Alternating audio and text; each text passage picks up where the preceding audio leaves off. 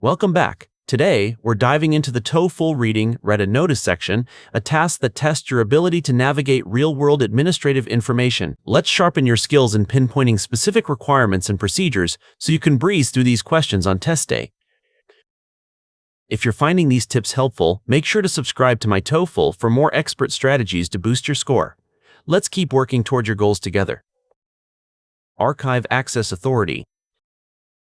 The title Archive Access immediately signals that the text will deal with permissions for historical or official data. Using the word authority suggests that there are specific rules and a governing body overseeing this process. Special Document Review Protocol. This subtitle uses the term review protocol to indicate that there is a strict, step-by-step procedure for looking at these files. It narrows the focus from general access to the specific special document handling required. Researchers planning to examine regional records must submit a formal request via the online portal by Friday morning. This sentence establishes the target audience and the first deadline, noting that researchers must act quickly. By requiring a formal request, the organization ensures that every inquiry is documented through the online portal before the weekend begins. To obtain access, applicants should download the handling manual and complete the safety quiz found in their user accounts. Here, the text outlines the preparatory steps, requiring applicants to download the handling manual to ensure they know how to treat sensitive materials. The mention of a safety quiz highlights that the organization prioritizes the physical preservation of the records. Finally, scholars must bring their identification card and a signed agreement to the front security desk at the main facility.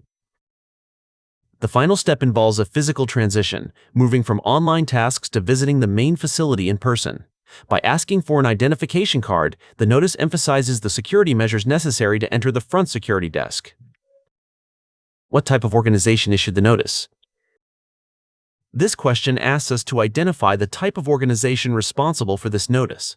We need to look for clues in the terminology used to describe the users and the items being accessed. Now, keeping this in mind, let's look at our options. Let's evaluate option A together. A professional medical board.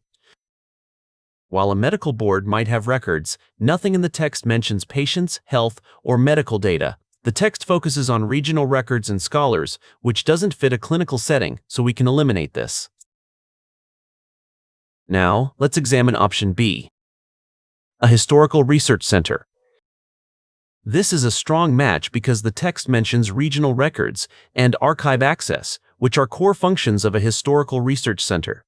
The use of the word scholars further supports the idea of an academic or historical institution. Here's option C, let's break it down. A local transportation office.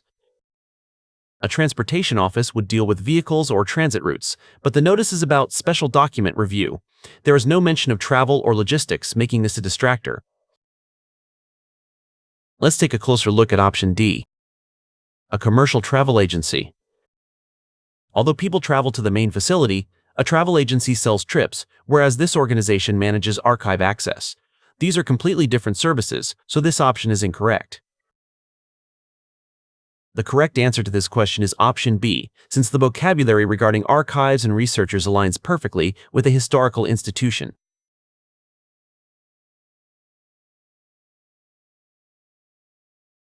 How can the customer-student user complete the process? This question asks for the specific steps a user must take to complete the process. We should look for the sequence of actions mentioned throughout the text. Now, keeping this in mind, let's look at our options. Let's take a closer look at option A. By using a website and visiting a desk.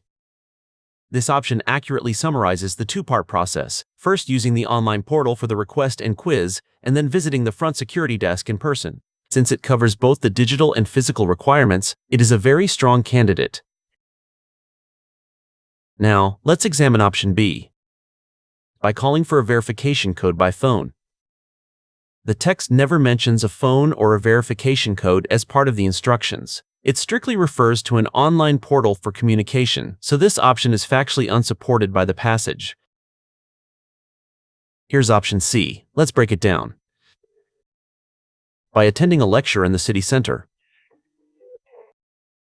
While the main facility might be in a city, the text never mentions attending a lecture. The requirement is to examine regional records, not to listen to a presentation, so we can eliminate this.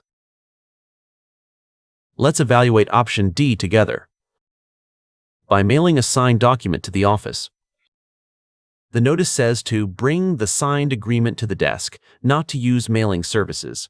This is a common distractor that changes the method of delivery, so it is incorrect. Therefore, the correct answer is option A, because it correctly identifies the multi-step requirement of combining online and in-person actions. When tackling notice-based questions, always pay close attention to the specific verbs and locations mentioned. Distractors often change the how or where of an instruction, like switching a physical visit to a phone call. Mastering these details will ensure you don't fall for common traps on the TOEFL reading section.